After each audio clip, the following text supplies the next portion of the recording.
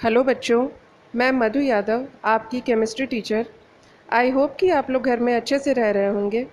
तो फिर चलिए, आज हम लोग पढ़ेंगे केमिस्ट्री ऑफ कोऑर्डिनेशन कंपाउंड्स। सबसे पहले देखते हैं कि कोऑर्डिनेशन कंपाउंड्स क्या होते हैं।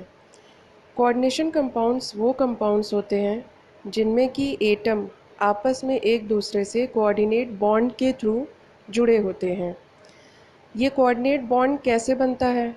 कोऑर्डिनेट बॉन्डिंग होने के लिए एक डोनर एटम होता है जो कि लोन पेयर ऑफ इलेक्ट्रॉन को शेयर करता है, और दूसरा एक्सेप्टर एटम होता है जो कि same lone pair of electron को एक्सेप्ट करता है।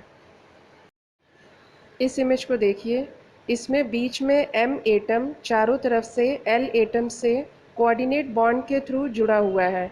यहाँ पर एम एटम जो है वो एक्सेप्टर है और एल एटम सारे इलेक्ट्रॉन डोनर्स हैं। हर कोऑर्डिनेट कंपाउंड का अपना कुछ कलर होता है। ये कलर इसलिए होता है क्योंकि सभी कोऑर्डिनेट कंपाउंड में जो एक्सेप्टर एटम होता है, जो इलेक्ट्रॉन एक्सेप्टर एटम होता है, वो एक ट्रांजिशन मेटल होता है, और इन ट्रांजिशन मेटल की प्रॉपर्टी होती है कलर को रिफ्लेक्ट करना due to their back and d orbital. जितने भी ट्रांजिशन मेटल्स होते हैं वो कुछ ना कुछ कलर, कोई ना कोई कलर ज़रूर रिफ्लेक्ट करते हैं according to their d orbitals. Mostly biomolecules में भी कोऑर्डिनेट बॉन्डिंग मिलती है।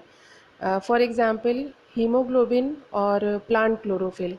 यहाँ देखिए, हीमोग्लोबिन में जो एक्सेप्टर एटम है वो आयरन है, जो कि अगेन एक ट्रांजिशन एलिमेंट है। इसी वजह से हीमोग्लोबिन का कलर जो है वो रेड होता है। और प्लांट क्लोरोफिल में जो एक्सेप्टर एटम है वो मैग्नीशियम है, जिसके कारण इसका कलर ग्रीन कलर का होता है। कोऑर्डिनेशन कंपाउंड्स को कॉम्प्लेक्स सॉल्ट भी कहते हैं। मॉलिक्यूलर फार्मूला देखने पर कॉम्प्लेक्स सॉल्ट और डबल सॉल्ट एक जैसे ही दिखते हैं, बट एक्चुअली में दोनों काफ़ी डिफरेंट होते हैं। कोऑर्डिनेशन कंपाउंड्स या कॉम्प्लेक्स सॉल्ट में कॉम्प्लेक्स आयन पाया जाता है जो कि डबल सॉल्ट में नहीं पाया जाता है। डबल सॉल्ट को जब वाटर में डिज़ोल्व किया जाता है तो वो अपने आयंस में टूट जाता है, जिससे कि वो मिल करके बना होता है। लेकिन कॉम्प्लेक्स सॉल्ट को जब हम वाटर में डिज़ोल्व करते हैं तो इसका कॉम्प्लेक्स आयन डिसोसिएट नहीं होता है। यहाँ हम एक एग्जांपल से देखेंगे कि फिटकरी, जो कि एक डबल सॉल्ट है, जब इसको वाटर में डिज़ोल्व किया जाता है तो ये अपने आयंस में टूट जाता है। जबकि पोटेशियम फेरोसाइनाइड, जो कि एक कोऑर्डिनेट कंपाउंड है, जब इसको वाटर में डिज़ोल्व किया जाता है तो इसका पोटेशियम आयन अलग हो जाता है और इसका कॉम्प्लेक्स आयन अलग हो जाता है, लेकिन पूरा complex ion as it is बना रहता है, वो वापस से अपने आयंस में नहीं टूटता है। कोऑर्डिनेशन केमिस्ट्री में कुछ टर्म्स यूज़ होते हैं, तो हम लोग सबसे पहले उन टर्म्स को पढ़ेंगे। तो जो सबसे पहला टर्म है वो है कोऑर्डिनेशन कंपाउंड। कोऑर्डिनेशन कंपाउंड में एक कॉम्प्लेक्स आयन होता है और एक काउंटर आयन होता है।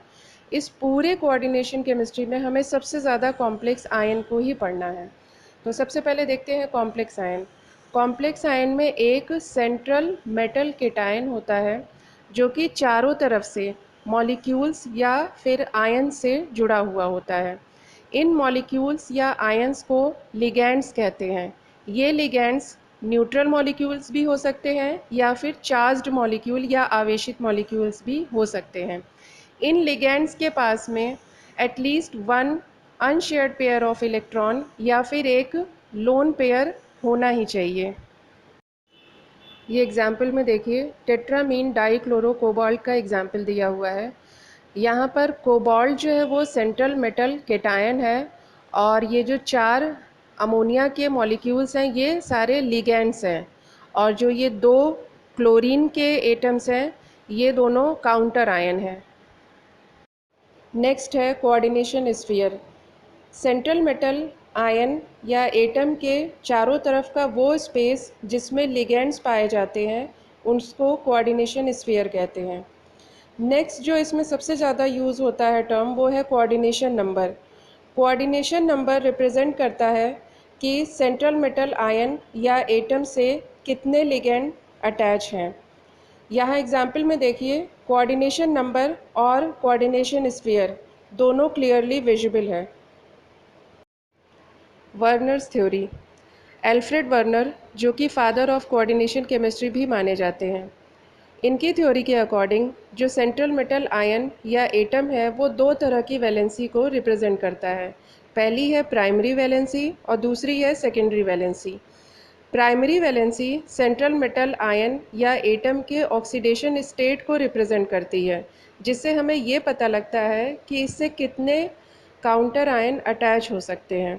दूसरी है सेकेंडरी वैलेंसी। ये secondary valency central metal atom या आयन के कोऑर्डिनेशन नंबर को रिप्रेजेंट करती है, जो कि अगेन ये बताता है कि इससे कितने लिगैंड्स अटैच हो सकते हैं। प्राइमरी वैलेंसी आयोनाइजेबल होती है और नॉन डायरेक्शनल होती है, जबकि सेकेंडरी वैलेंसी नॉन आयोनाइजेबल और डायरेक्शनल होती है। अब देखते हैं प्राइमरी वैलेंसी कैसे आयोनाइजेबल होती है। एग्जाम्पल में देखिए, अभी हमने आपको बताया कि प्राइमरी वैलेंसी ये रिप्रेजेंट करती है कि कितने काउंटर आयन कॉम्प्लेक्स आयन से अटैच हो सकते हैं।